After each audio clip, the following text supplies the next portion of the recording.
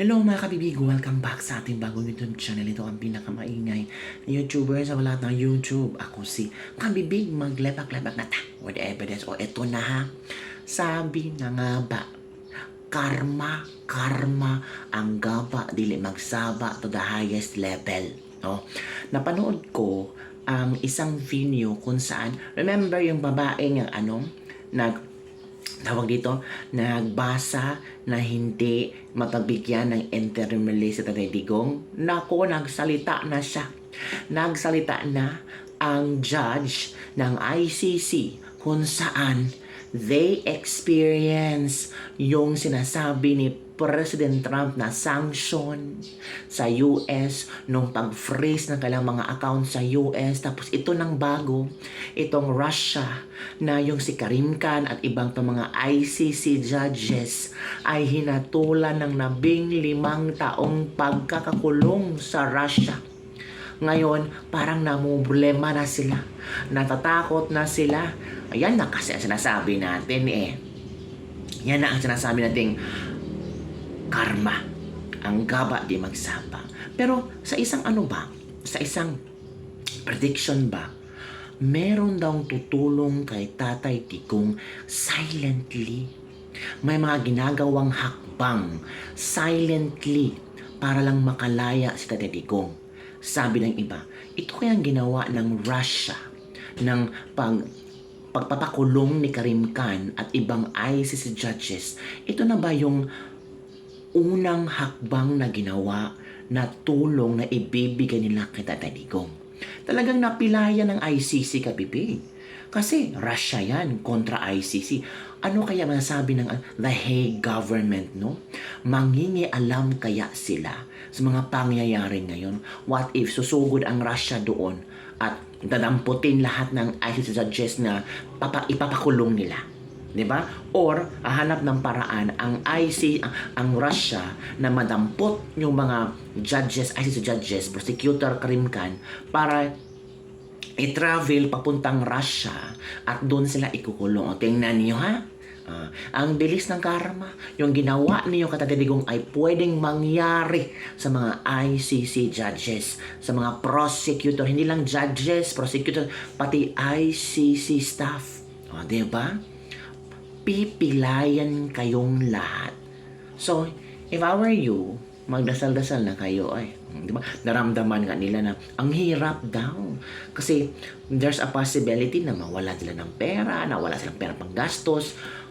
Take note, ang Israel, ang Russia, ang Amerika, at ibang countries pa ayaw sa ICC. Eto kabibig, ito yung video ng mangyak-nyak siya at hindi mo matatago ba ang kanyang takot, ang kanyang pag-alinlangan, ang kanyang emosyon sa nangyayari ngayon sa ICC. Watch this video. Well, I think that there are some difficulties because these sanctions from United States are designated to block property and to ban immigration. And essentially, they're intended to block our bank accounts, not only in the United States, which for me is not of no significance, but also in Europe. But the thing is that in Europe, the accounts we have are in European banks that normally should work independently from any policy from the United States. So at the beginning, I was called from the bank, I wouldn't say the name now, to announce me that they were canceling my credit card and that I couldn't move any bank account in dollars. I couldn't touch it because they are like kind of freeze.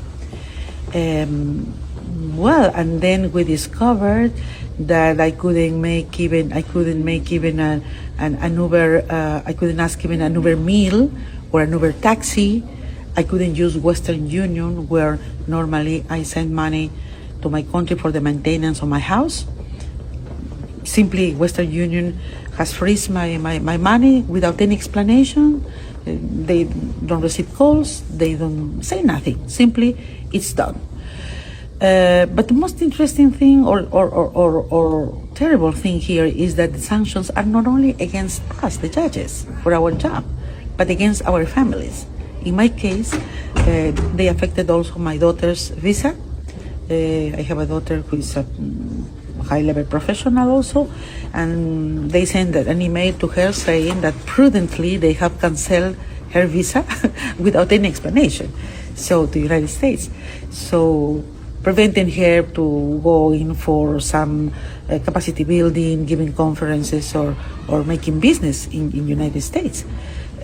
She's an international lawyer, so it's really the most sad part for me of the sanctions. And also I have heard from my colleagues that the sanctions have affected their husbands, their wives, other children, etc. So this is the most, this is the worst part. For me, I don't have, I come from Peru and Latin America, and we are not so used to have these digital accounts. I don't have PayPal, I don't have Amazon accounts, but my colleagues, they, they have, and they now cannot use their accounts. Also in my country, I cannot move my accounts in dollars. They say that I am ineligible to move my accounts, my own accounts. So this is the way we cannot buy flight tickets, etc. Just to highlight that why the judges now and this court is not deterred, because at least in my case, and I think that I am speaking for my colleagues, we don't think, at least me, I am not here because I need the job. I'm not here because I need the money. I'm here because I feel that I have a mission for humanity. The work of the International Criminal Court is for humanity, as Nelson Mandela said. The cause of the International Criminal Court is the cause of humanity. And this is why we are resilient, and this is why we need not only to stand together as judges, but the entire international community needs to do that. Because as such, we are working also, as always, for peace and global security. But still, I am Latin American, still I am Peruvian. So we are very resourceful people in my country. So I'm having my strategies, which I won't reveal.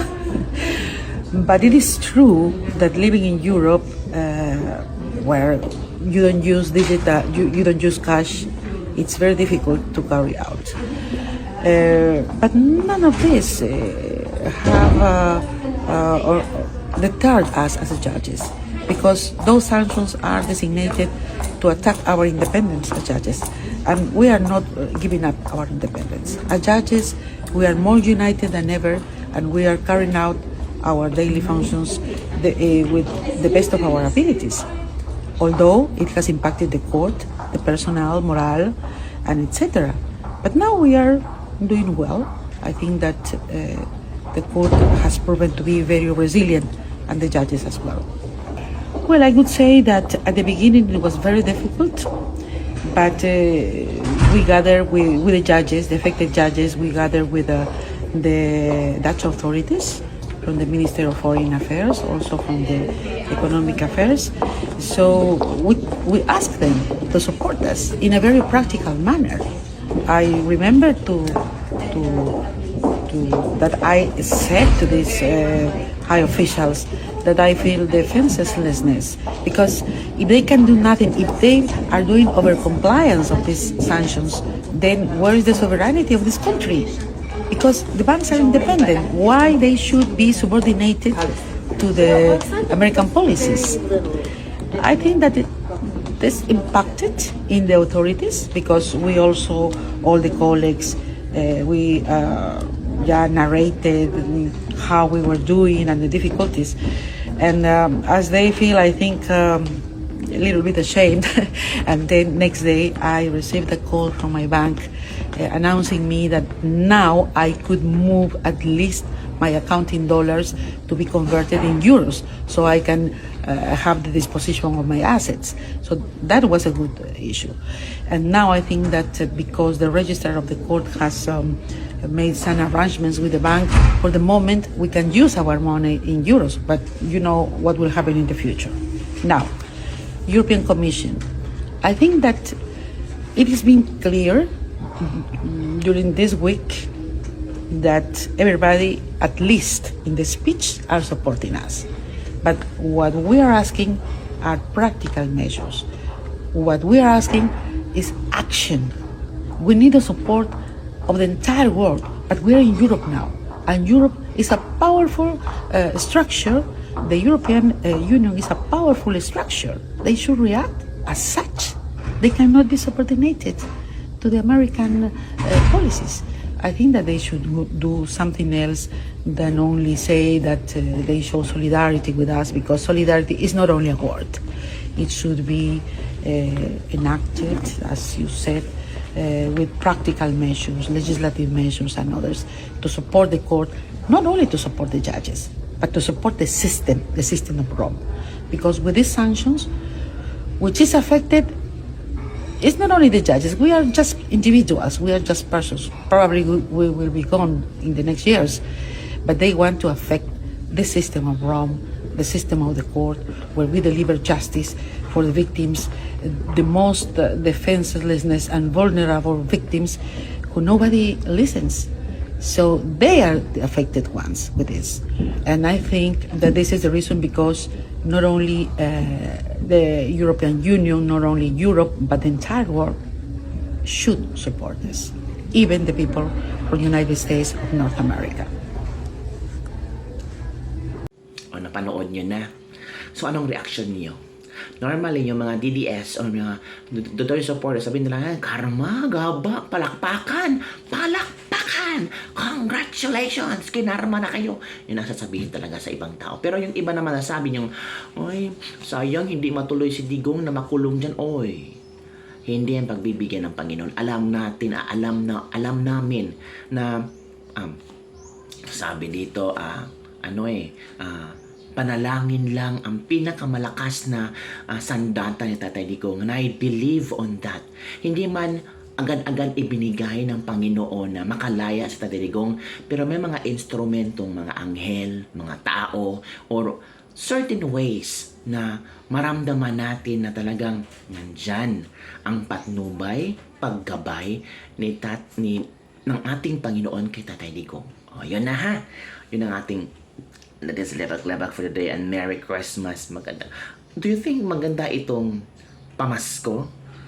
Yung iba sabi, this is good Christmas gift for Tatay Digong. Kahit hindi mabigyan ng interim release, pero at least yung mga ICC judges, yung dating presidente ng ICC, kukulong din. Maramdaman nila kung ano ang naramdaman ni Tatay Digong.